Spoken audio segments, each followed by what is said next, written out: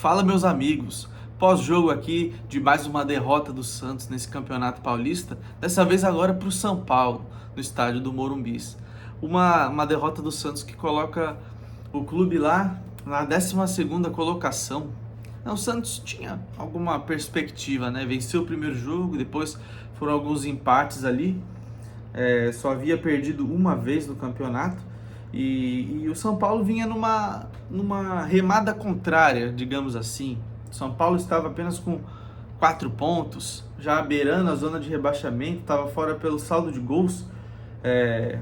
Vendo aqui, o primeiro clube da zona de rebaixamento é o Noroeste, com os mesmos 4 pontos que o São Paulo tinha antes desse jogo. Lembrando que o Noroeste ainda tem um confronto amanhã com o Velo Clube. Os dois estão com 4 pontos. E se algum deles ganhar, também vai deixar o Santos para trás. Vai a 7, o Santos permanece com 6. No primeiro tempo, o Santos já vinha sendo amplamente dominado pela equipe do São Paulo. São Paulo estava numa má fase, aquela treta toda do Casares, né? Ele saiu do clube e parece que o São Paulo está entrando no eixo, né? O clube vem ali de uma vitória heróica contra o Flamengo na estreia do Campeonato Brasileiro. E agora pega o Santos e vence novamente. O Santos foi amplamente dominado no primeiro tempo.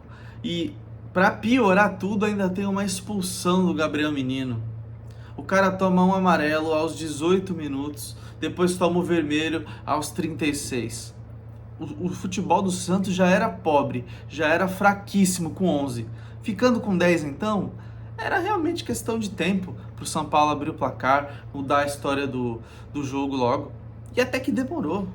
O Santos ainda conseguiu segurar ali o primeiro tempo, o finalzinho do jogo, já foi pro segundo tempo e não conseguiu resistir às investidas do São Paulo. Uma partida muito boa ali do Danielzinho, do Marcos Antônio, os motorzinhos ali do meio campo do São Paulo que fizeram toda a diferença. E lá na frente, o Luciano deixou cair naquela esquerdinha do Luciano dentro da área, dificilmente ele vai perder. E isso é uma característica muito interessante do camisa 10 do São Paulo. É um cara que não tem medo de arriscar, não tem medo de chutar no gol. Quando foi que os atacantes perderam essa característica tão... É o que muda a história do jogo, é chutar, arriscar, não pode ter medo. E o Luciano é um cara assim, é um cara destemido. Ele pode não ser um craque, ele pode não ser um fenômeno do futebol, mas ele faz bem esse papel. De estar lá na frente, recebeu a bola, ele pega, manda de esquerda e ele foi feliz. Ele vem sendo feliz. Contra o Flamengo, o Luciano teve ali a sua oportunidade, mandou para dentro do gol. E hoje contra o Santos também não foi diferente. E também tiveram muitos amarelos, né? Muitos cartões ali, o primeiro tempo conturbado. E a arbitragem paulista sempre chamando a atenção. O jogo pode ser ruim, o jogo pode ser bom, mas parece que os árbitros da Federação Paulista, eles sempre querem aparecer um pouco mais, sempre querem estar no holofote, mas o árbitro dessa partida, o senhor João Vitor Gobi, ele não aprendeu com o Lucas Caneto. Você não pode, você tem que fazer o seu papel ali, o seu trabalho. Não pode querer aparecer mais que o jogador. A estrela do espetáculo são os caras que estão jogando bola. O árbitro está ali para orquestrar tudo e garantir que nada saia do controle, que a regra seja aplicada e que ninguém seja injustiçado. Mas a arbitragem do Brasil no todo vem falhando constantemente. Falha sempre. Então, mostra que é um problema estrutural mesmo da arbitragem. Não é que, tá roubando para um, tá roubando para outro. Não. Não é. O jogo do Santos e Corinthians deixou isso muito claro. O cara errou a favor do Corinthians o jogo inteiro. Na última bola do jogo ali, o cara dá uma falta pro Santos que não foi falta e o Santos consegue um empate. Então mostra que não é mau caratismo. É falta de qualidade mesmo. É incompetência. Né? E esse jogo foi recheado de incompetência. Do lado do Santos e pelo lado da arbitragem. São dois times grandes, dois times campeões mundiais, dois times com história. E o cara apitar dessa maneira, xingar, mandar o jogador do Santos tomar no cu, porra, o cara tá com a cabeça onde, velho? Onde que ele parou de aplicar a regra e começou a entrar na pilha ali do jogo? Ele não tem esse direito. Ele não pode fazer isso. É um erro que não dá para ser cometido e ele se ferrou porque ele foi exposto. Ele foi exposto primeiro pelo Zé Rafael, que antes de comentar sobre o momento do Santos, ele falou, deixou bem claro ali e cobrou providências dos superiores aí do João Vitor Gobi. E o que eu não esperava, particularmente, é que o jogador do São Paulo, Sabino, viesse e falasse a mesma coisa. Eles deram basicamente a mesma entrevista. Eles foram perguntados sobre o primeiro tempo dos seus respectivos times, mas antes os mesmos falaram as mesmas coisas. Os jogadores do São Paulo foram lá junto cobrar. Na hora que o árbitro xingou o Vinícius Lira, eles foram pra cima, tirar satisfação, foram ajudar. Por quê? Porque nessa hora não tem rivalidade. Se ele xingou o jogador do Santos, quem garante que daqui a pouco ele não vai xingar o jogador do São Paulo? Quem garante que daqui a pouco ele não vai pesar a mão no cara ali, porque o cara falou alguma coisa que ele não gostou? Então, essa falta de qualidade, eu fico procurando até palavras para descrever o que vem sendo essas atuações dos árbitros paulistas. Porque é o maior estadual do Brasil. Tudo que eles fazem aqui fica em pura evidência. Então, não adianta querer achar que vai mandar o moleque do Santos só porque é jovem, vai chegar ali na linha de fundo, cobra logo, vai tomar no cu, não sei o quê. Tá todo mundo vendo. E quando a câmera não pega, e ele tem uma coisa, eu acho, coisa ridícula, aquela câmera que eles põem aqui assim, não sei pra que tem essa porra, não serve pra nada, devia estar desligada, né? Será que o Conselho de Arbitragem da Federação Paulista fica assistindo, assim? Os seus funcionários xingando os jogadores? Eu acho que o respeito tem que ser mútuo. Não adianta o árbitro exigir respeito desrespeitando os outros. Isso é hipocrisia pura da parte de um cara que tá ali para deixar tudo em ordem, manter a ordem do jogo. Então, é nota 0 para a arbitragem. Ruim demais, sempre roubando a cena e sempre roubando a cena pro lado negativo, nunca pro positivo. Isso é realmente uma pena, porque é um espetáculo que move milhões de pessoas, milhões de reais. E como é que deixa um cara sem condições de administrar uma partida da melhor maneira? Como mantém um espetáculo que é milionário? Então, bora capacitar os profissionais. Federação Paulista, CBF, vamos melhorar, tem que melhorar. Do jeito que tá cada vez mais, eles estão cada vez mais sendo expostos e deixa em evidência tanto a incompetência dos árbitros, quanto a incompetência de quem coordena ali essa parte de arbitragem das federações e da Confederação Brasileira de Futebol. E falando sobre a expulsão do Gabriel Menino, é uma expulsão meio infantil, mas de um cara ali que vinha correndo meio que para todos, né? Tinha ali o Zé Rafael muito desligado, tava dormindo no jogo. Quantas bolas, eu não consegui contar, quantas bolas o Zé Rafael recebeu, dava tempo dele mapear o jogo, olhar, levantar a cabeça e tocar. E ele esperava o jogador de São Paulo dar o bote. Tava dormindo. Rolezer também é uma preguiça, uma lombra. A gente fala pros caras, pede oportunidade, deixa o Rolezer de meio atacante, tal. Quando o cara tem a sua chance de jogar, de ter ali minutos, é esse jogo que ele entrega. E não é só ele, todo o time do Santos. A zaga, mais uma vez, muito mal. Alexis Duarte caiu fora do Santos depois daquela entregada lá contra a Chapecoense. Cabalheiro também, o Gabigol acabou entregando na entrevista que eles saíram, mas assim, eu concordo com ele. Nessa fase que o Santos está, não tem ninguém jogando bem. É claro que tem quem consiga elevar o nível, né, da ruindade do time e do quanto um jogador pode prejudicar um bom resultado que o Santos vinha tendo. Né? O São Paulo, quando vira o primeiro tempo para o segundo, ele demora 5 minutos para fazer o gol com o Tapia, e porque era para ter saído antes. Desse mesmo lance, o Brasão fez 2 milagres. O cara defendeu ali, sempre queima a roupa, vai para cima dele, ele cresce e fica enorme na frente do atacante. Defendeu 2 bolas ali, fez 2 milagres, mas no terceiro a bola desvia mata o goleiro, vai por cima, e aí não há o que fazer. Brasão pode salvar uma, duas, três, mas não dá para salvar todas. Uma defesa que passa tudo, e qualquer time, pode ser Chapecoense, pode ser São Paulo, Palmeiras, Corinthians. Qualquer time entra nessa defesa, não precisa ter nenhum gênio da bola, não precisa ter nenhum esquema tático revolucionário, né? E eu não acho que seja cobrar demais, não. E assim, não é cobrar do Vojvoda, não é chegar aqui e pedir a cabeça do técnico porque ele não vale nada, porque o sistema tático do Santos é ruim, que não sei o quê. Não é ele que tem que ser cobrado. Quem tem que ser cobrado é quem fornece as peças para o técnico trabalhar. Não é o Vojvoda que vai contratar. Não é o Vojvoda que faz scout. Pelo que eu entendi, ele nem gosta de fazer esse papel, de indicar jogador. Então o time falta material humano de qualidade, a culpa é do técnico? Mas é ele que contrata? Temos que virar os olhares, os holofotes para quem merece. E vocês sabem quem que é.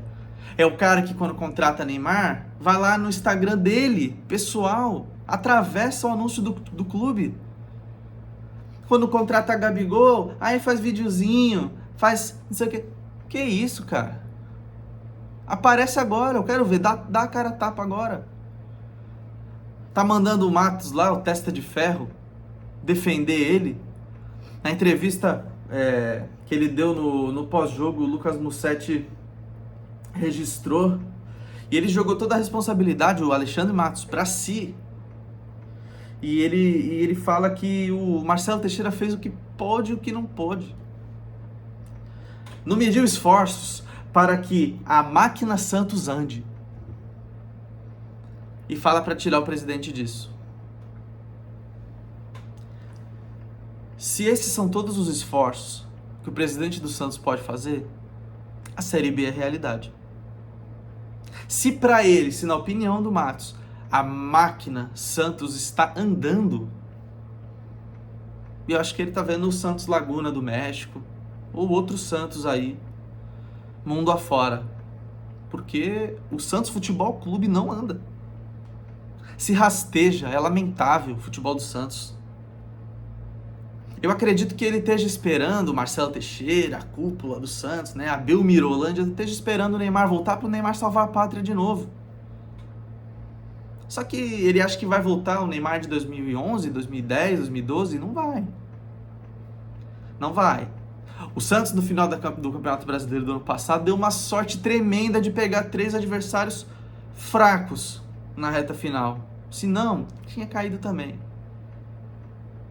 Pega a Juventude, pega Sport, pega Cruzeiro, reserva que estava pensando na Copa do Brasil. Não podemos esquecer do que foi o final de temporada do Santos. Não podemos esquecer que ganhou, mas ganhou de quem? Quem foram os adversários que o Santos ganhou no finalzinho? Foram adversários, 2 caíram e 1 levou o time B para jogar. Então, a diretoria do Santos, Marcelo Teixeira, Alexandre Matos, ou tira o escorpião do bolso e contrata agora. Não adianta ficar choramingando de o Santos não tem dinheiro, porque a situação é muito feia. A situação é feia, mas vai piorar. Porque imagina esse time aí caindo no Paulistão. Que moral que vai ter para jogar o Brasileiro? Agora imagina se cair no Paulistão e no Brasileiro. Vai jogar um 2027 com que orçamento? Então a hora de comprar é agora. Tem que ir ao mercado, mas tem que gastar bem. Não adianta vender as joias da base, vender Jair, vender Souza, para trazer Tiquinho ganhando 1,5 milhão, para trazer o Cabalheiro, para trazer Lautaro. Quando eu vi o Lautaro entrando no lugar do Gabigol, eu falei, o Vojvoda tá maluco. E deixa o torcedor maluco também. Aqui, a mudança foi... Olha isso. Primeiro entrou o Lautaro Dias, no lugar do Gabigol. Depois entrou o Bike, no lugar do Igor Vinícius. Depois entrou o Escobar, no lugar do Barreal. Nós ficamos com o Escobar de ponta.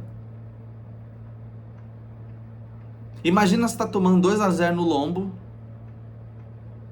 Isso é pesadelo. Não tem imaginação, não. É pesadelo.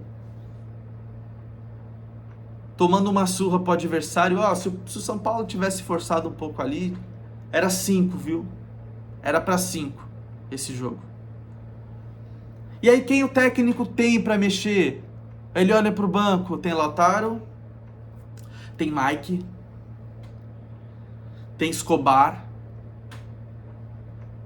E não foi lateral por lateral, ele colocou o cara de ponta, ele tira o Barreal e coloca o Escobar. E no primeiro tempo, ele coloca o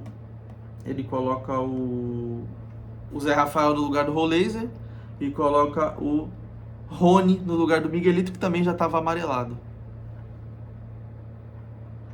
Não dá pra jogar a culpa no técnico, pô. O cara é quem ele tem no banco, é aquilo ali.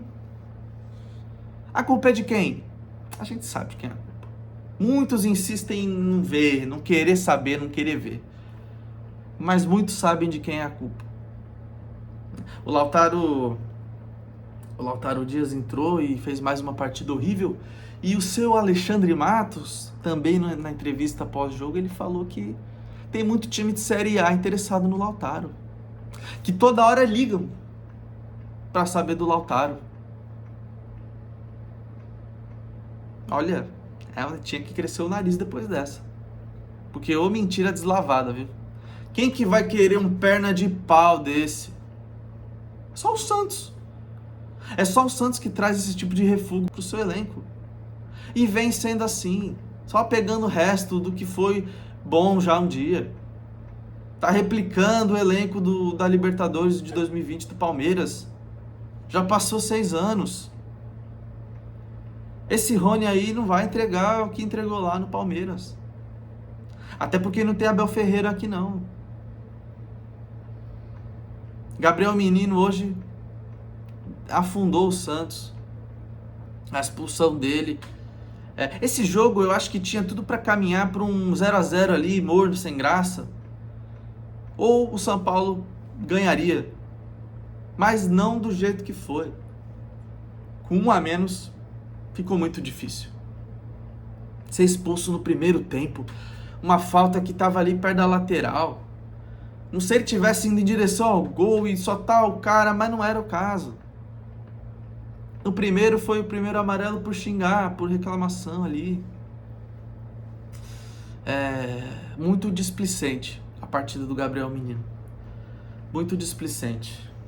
E o Santos se colocou na luta contra o rebaixamento também no Paulista.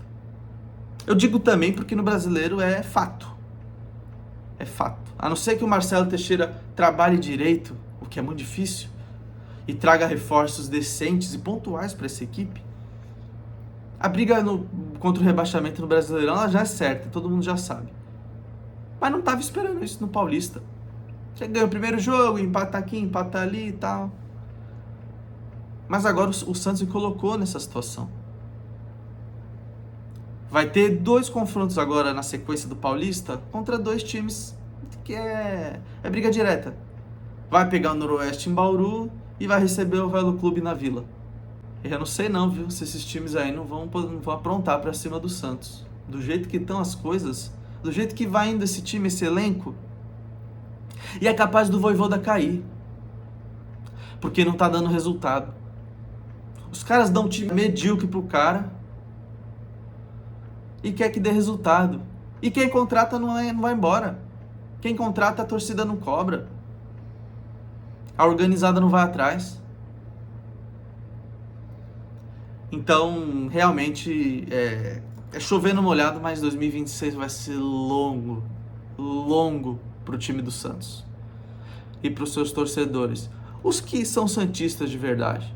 Que amam esse clube e não benefícios ou regalias fornecidos aí, por aí, né?